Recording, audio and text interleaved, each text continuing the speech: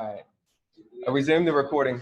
So at that, we'll jump in. It's so interesting because the Gerasene Gadarene demoniac situation is actually one of the only situations where you see Jesus not tell the demons to keep silent who he is, and then he sends the guy out and says, tell whoever. Like, that's the one situation that you see, at least in the early portion of the text of Mark, where Jesus actually says, go do this. The majority of the time, though, what you see Jesus doing is, shh, don't tell anybody about this.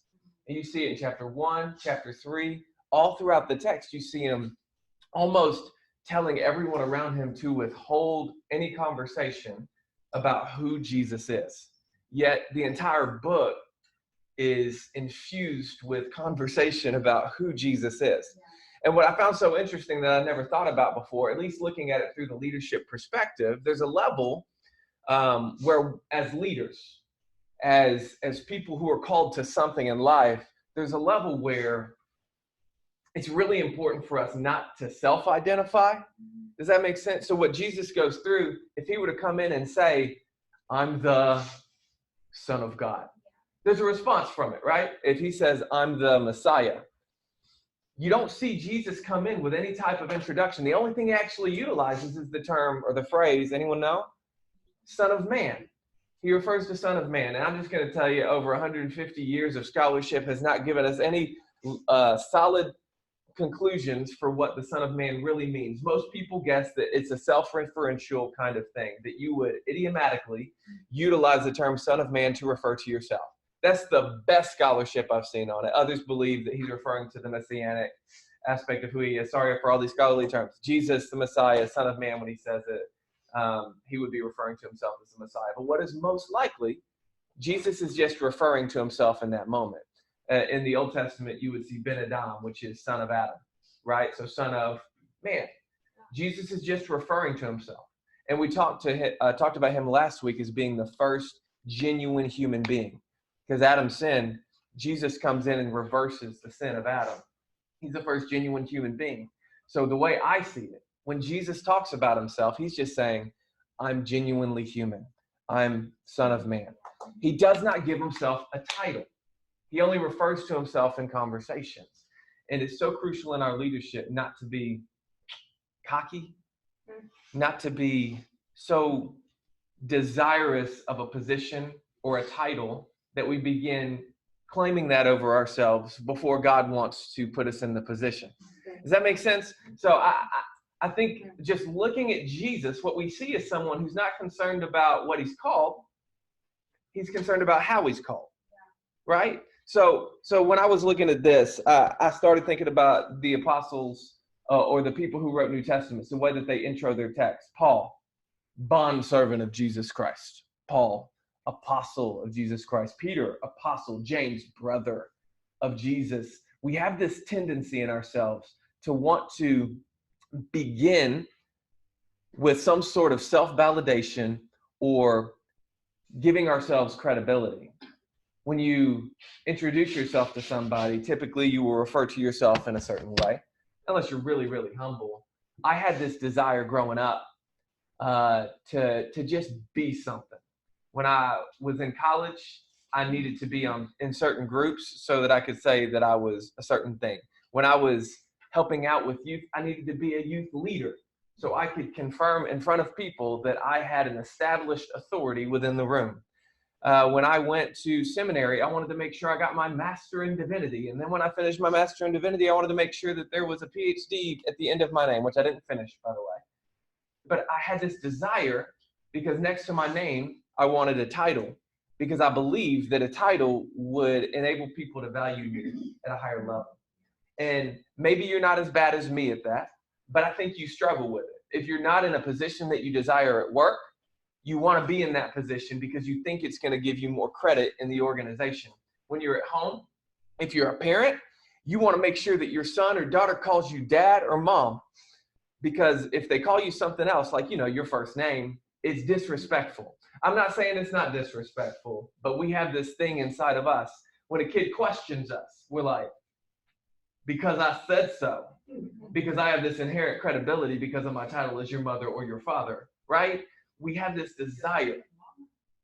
for titles, for position, for promotions, for influence that may not be rooted in our actions, but it is definitely rooted in the perceived authority.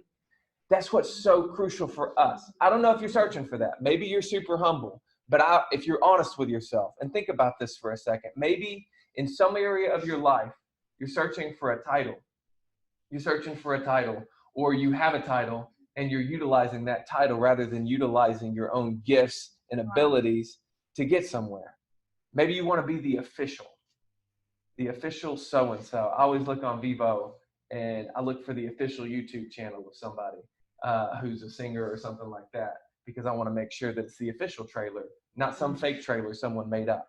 You know, you see those trailers that people are making up for movies, and then you click on it, it has 1 million views, and you're like, this isn't even a real movie. The crap's going on. Maybe you don't know my pain, but it's a frustrating thing. And so we want to be official because that's what people tend to look for. So that's what I struggle with a whole lot.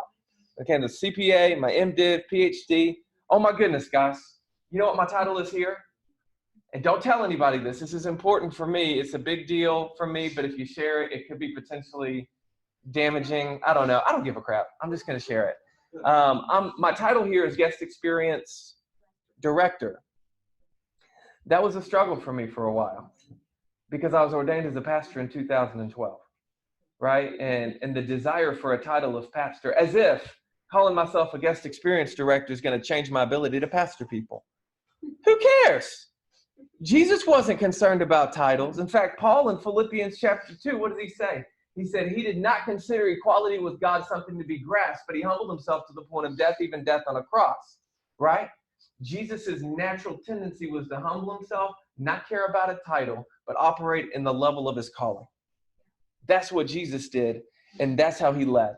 And so if we're going to lead like Jesus, it's so crucial for us not to be concerned about titles, but to operate out of our calling. And I just want you to be honest with yourself about how much you might struggle with it. Timothy was young, and he was established by Paul in an area where Paul wasn't necessarily the big boss man. And so he left him over Ephesus, and he dealt with struggles and issues. And often Paul would have to write a letter to commend his leadership to make sure that people weren't dishonoring him or being disrespectful within the body at Ephesus. And I don't know the full extent of that. I don't think history has it written down anywhere. But the reality is, even if you're young and you don't have the title that you want, maybe you're a youth and you think people look down on you. Maybe you're a member of a team and you're not a leader, but you want to be a leader. Whatever situation it is, nothing about that title inhibits you from operating at the level of your calling. Nothing. I think we have to evaluate who gives us that title too. Because Yeah. mankind doesn't anoint us, like you said. Amen. Pastor for ministry, God anoints us. That's right. So good. God gives us a calling, and not everybody knows that. We're going to get into that in a second, because when you look at Jesus, if Jesus were to operate based on what people called him, we would have a way different Jesus. We would have a political Messiah, not a suffering servant Messiah. It would look way different. Go ahead. Dude, I love the chatting. I've got to leave in just a little bit to get to work, but this topic has just stirred up some old feelings because I have struggled with that particular thing in the past. Like right after college and all that, I had my degree that I've gotten was in youth ministry, and I was so focused on having that title of being a youth minister that in the season where I was a youth minister, I was so focused on that I kind of forgot to do the right work and messed up, the job that I had. Yeah. And the cool part of this, I had a great conversation with Jordan one time, and it was kind of he's helped me wrestle with this. And he's like, look, do you realize that what you're doing now within the youth here, you have way more influence than that small church that you were a youth pastor of? It's like, how many kids were in that youth group? It's not about 40. Do you realize that you have influence over probably over 150 kids plus multiple other adults and leaders that you work with? Mm-hmm. Like, and you don't really need that title, do you? That's a great point. Yeah. Yeah. I mean, that was pretty humbling conversation, but yeah.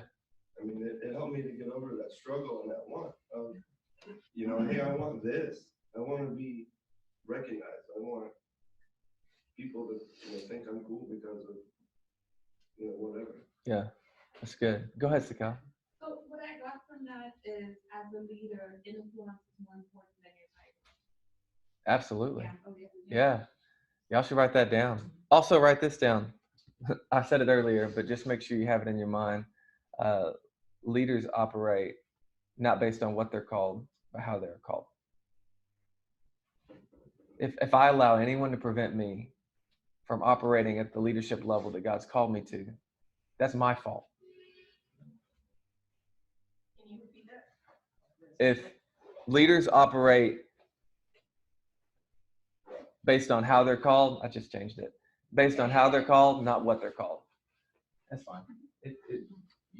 Get out the negative. Abba, I'm going to go ahead and jump into some material. If you want to stay back, we can talk more about it. I just want to make sure we get our material covered.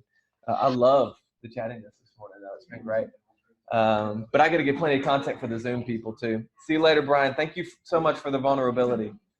Guys, I mean, what he said is so valuable because, I can only give you my own experience, but if I wanted to, I could go be a senior pastor of a small church.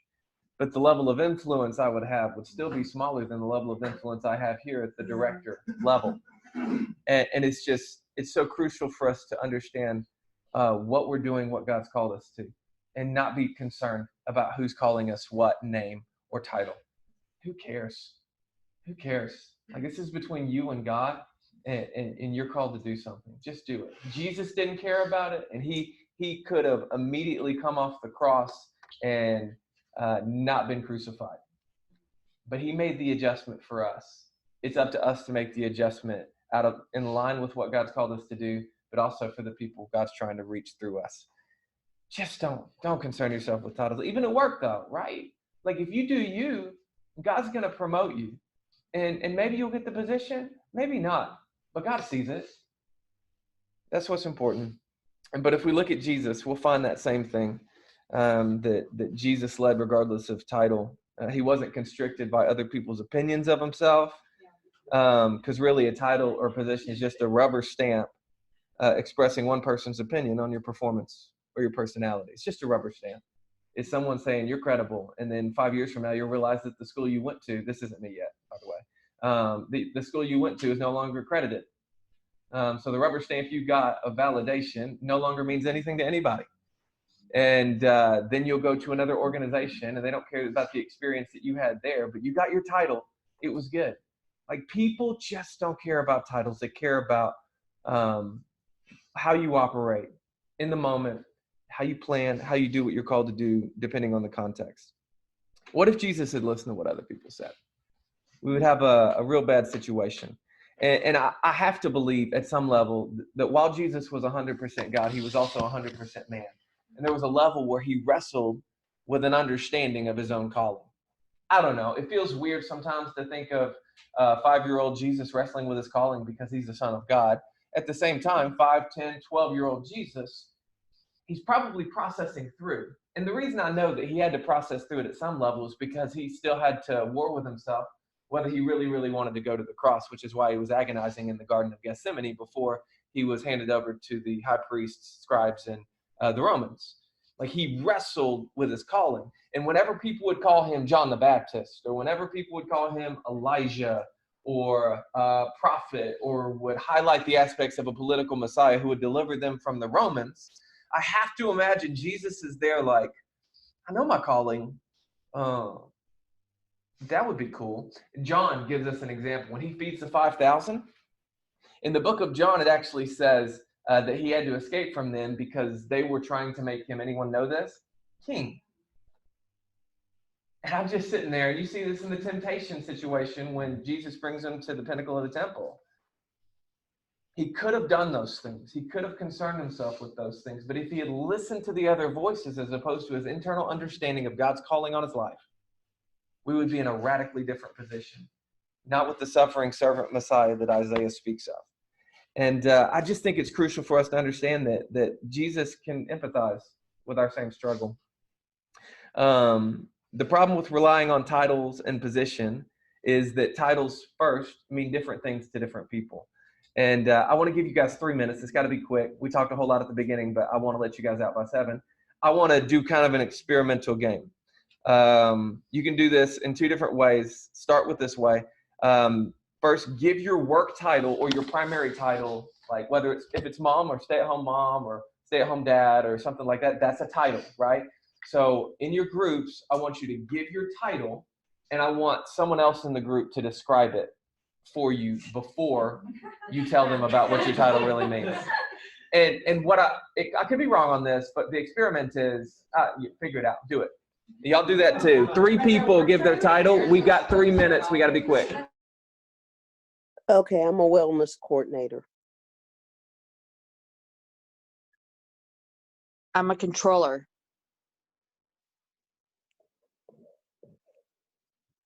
I'm retired.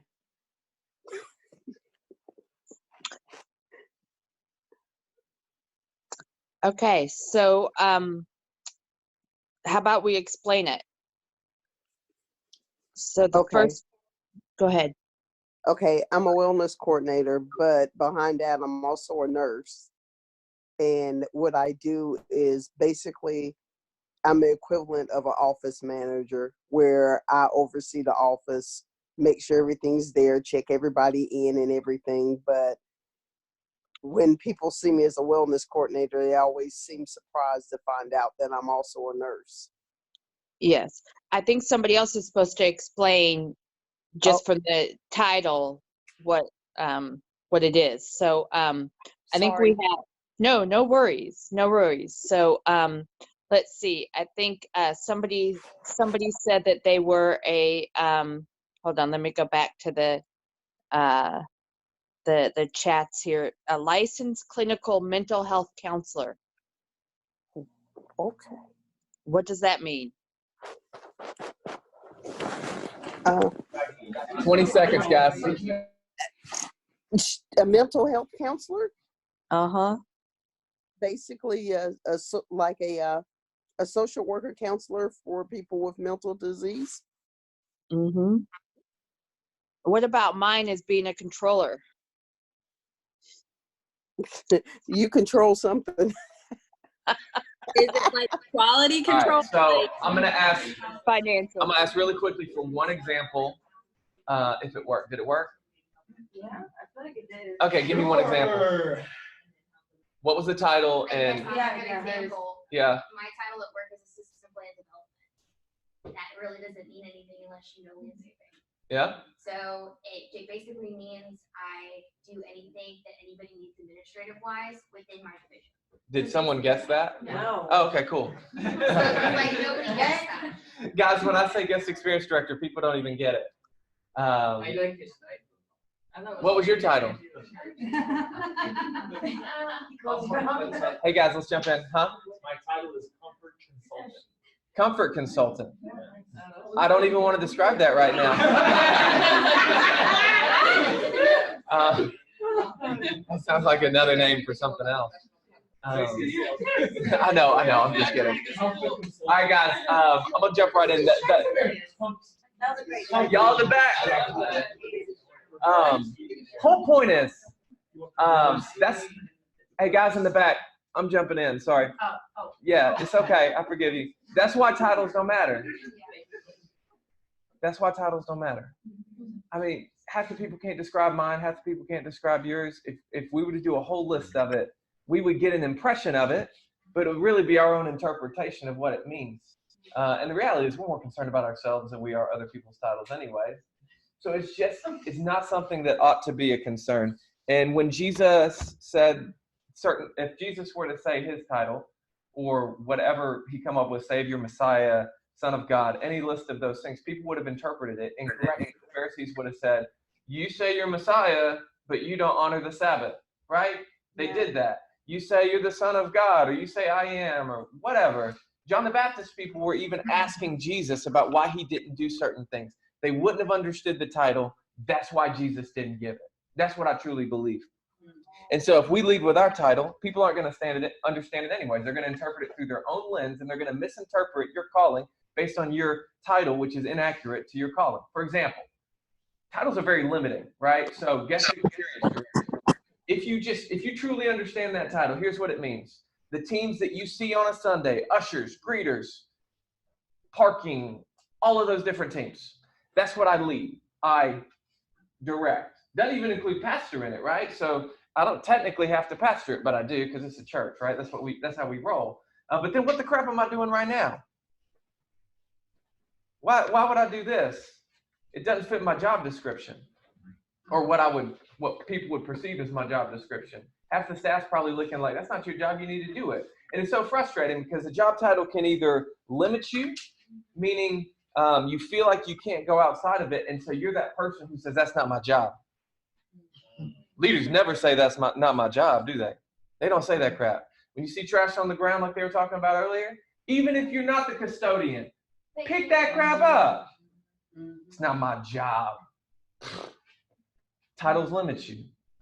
Titles will prevent you from going into the areas that you really should be going. Yeah, it's so true. If you're a mom and you continue to perceive your relationship with your kid through that, then you're never going to have a real friendship conversation with them.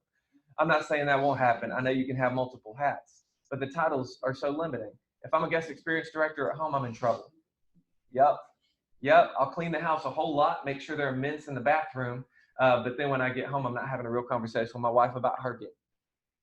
It's so crucial for us not to be limited by our titles or what people say. And the sacrifice of us searching for a title is that often we lose our purpose. Like we lose the life of purpose in view of a lofty position of sorts. Like, I don't know what it might be for you. Maybe you want to be a director of something. Maybe you want to be a mom of 4 kids as opposed to 2, or a dad of 3 boys as opposed to 3 girls. Whatever title you want, searching for it's going to make you miss the moment. And the reason you're not going to be mindful is because you're so focused on a title. Lofty positions are pointless if you lose your purpose. Ooh, I like that. Write that crap down. So think about it this way. In church, you're not just an attender. Like, if you're not a volunteer, there are people in here who aren't volunteering or leading. You're not just an attender. If you're going to be a leader in life, you're not just an attender. You may be perceived as an attender, but you're so much more than that because you're praying for people. You're so much more than that because you're giving of your finances. You're so much more than that because you're showing up at this group. You're not just an attender. You're a participant. You're not just a volunteer. If you're on a team and you're a volunteer, but you're not the leader, you're not just a volunteer. You're part of the culture creation of that group, and you're called to support that leader as a leader. If you're going to be a leader, it doesn't rely on the title. You're not just the leader when you have a coordinator. You coordinate. You do everything you can to support the coordinator. And man, it's just, don't let whatever title you have for yourself or someone has for you limit you from God revealing and implementing his purpose through your life. Just don't. And I know this isn't like super profound or revelatory, but it's something we deal in every single day. And I'll close with this because we got 4 minutes left. I was looking at these different ideas, and I thought of an example when I was a kid. So 2 things. Sorry, I hate it when pastors do that. Like, they say I'm going to close and they say 2 things. I've got 2 things. My bad. But when I was 15, it was the Indescribable tour with Chris Tomlin, Matt Redman, and Louis Giglio. If you don't know about it, that's cool. It was a big concert tour where one would preach and the others would sing. They had a stop at my church when I was 15. And I was still new to church at that point. And I showed up and was playing basketball like I typically would on a Wednesday night. And no one was there except for me, my brother, and then this dad and his daughter were there. And start chatting with him because I was a new Christian. That's what you do. You know, you get all excited about faith. So I was talking to him. He had an English accent. And I was like, oh, that's cool. Where are you from? He said, England. I said, oh, how big is England? He says, 23 million people. That's cool. What's going on? You here for the concert? And I was just asking him about a bunch of different things. I said, yeah, I'm excited about Chris Tomlin being here. How about you? And he's like, yeah, that's cool. And he never said anything about it. And I walked away from it. My brother looked at me. He said, you're a stupid person. I said, why? He said, because that's Matt Redman you were talking to. And here's the worst part. I said, what's your name? At some point in the conversation, shook his hand. He said, I'm Matt. I said, me too. And then I left it. And I've never forgotten that moment. One, it makes you like Matt Redman a whole lot better. But two, he could have been concerned with title. Exactly. But he didn't care. He could have rubbed your nose Yeah, he could have rubbed my nose in it. He said, oh, I'm Matt Redman. He could have said that. But he didn't. Matt Redman was all he needed to say, and I'd have been, oh. But he didn't even say that. And it's not always for the purpose of rubbing people's nose in things, but it's often just to let people know so they don't have questions within themselves. Often you want to let people know who you are so they don't feel stupid when they find out. And that's not your responsibility. Your responsibility is to be humble and operate within that moment. Last thing, and this is really the last thing. I was thinking about who Jesus was, how he operated, and I was reminded of a book that I read a while back. I've referred to it before, Good to Great by Jim Collins. You haven't read this book? What? Good to Great by Jim Collins. If you haven't read this book, I'll send a PDF copy of it too if you want it. Just let me know, text me. But he talks about a level 5 leader. And the description he gives of a level 5 leader is, and this is just not a full-on description, but he describes a level 5 leader here. He says it's very important to grasp that level 5 leadership is not just about humility and modesty, which it is. It's equally about ferocious resolve and almost stoic determination to do whatever needs to be done to make the company great. Indeed, we debated for a long time on the research team about how to describe the good to great leaders. Initially, we penciled terms like selfless, servant leader. Members of the team violently objected to these characterizations, though, because it makes them sound weak or meek. But that's not the way that we think of level 5 leaders. They would do almost anything to make the company great, or the organization, or the entire faith that we serve in. If we put a label by selfless servant, people will get entirely the wrong idea. But we need to get people to engage with the whole concept of a level 5 leader to see both sides. That humility is important, as is a fanatically driven, infected with an incurable need to produce results type person. They will sell the mills or fire their brother if that's what it takes to make the company great, but they're also not concerned about what they're called or titles, which is kind of a paraphrase of the entire concept. And I remember thinking, man, this is biblical, but the secular world has grabbed a hold of the idea of what it means to be both humble, modest, but not letting that detract from your driven behavior. And so over the next 4 weeks, we're going to be jumping into a little bit more of a typical definition of a leader. We've been talking about these things that make up the fundamentals of who a leader is: awareness, mindfulness, modesty, no concern with titles, but more concerned about operations, actions out of a calling. The next 4 weeks, we're going to hit really hard what it means to actually operate as a driven individual. So that's kind of it. I thought I had a better close. Probably should have closed with the Matt Redman title, but I wanted to recommend this book because it's been so meaningful to me. Essentially, Good to Great is, and I'm sorry, it's so bad, 701. Good to Great is essentially a book where he takes 10 companies and assesses how they went from good companies to becoming a great company. Just so helpful. Let me know if you want this, and I'll send it over to you. Would someone close us in prayer, and you will be gone. So sorry that it's 7:01. Go ahead, Chris. Thank you. God, thank you for today. Thank you for the insight we were able to gain. Thank you for drawing us closer to you through our conversations, through your text, through your word that you've given us. Help it sink deep into our heart, get rooted, Yes, and help change who we are and bring us into more of a likeness of you. In Jesus' name. amen. I'm ending it, guys.